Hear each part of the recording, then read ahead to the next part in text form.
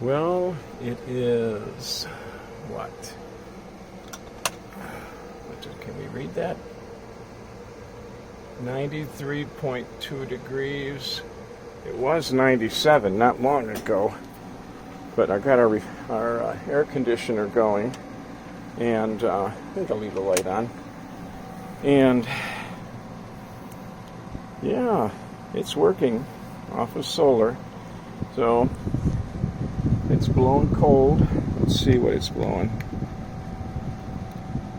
67 degrees, 68, 67 degrees, 66.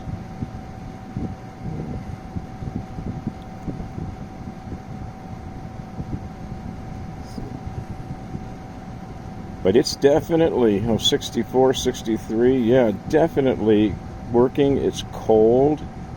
It's feeling good in here. I mean, it was 97 degrees. So our Crossway or Costway air conditioner, portable air conditioner, is working good in Lucy, our Class C, and it's going to cool a place off.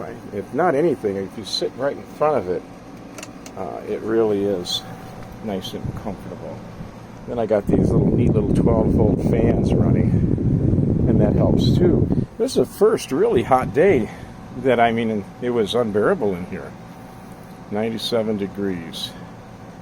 So we are cooling off our Lucy successfully. Yeah, the original air conditioner, well, it just doesn't. It's not compatible, we'll say, with what I'm doing power-wise. But I would highly recommend this Costway. Very nice. Let's see if we can get the glare out of it by turning this on. Yeah, 61 degrees it says. But a very nice air conditioner for those really, really hot days that you just can't stand it.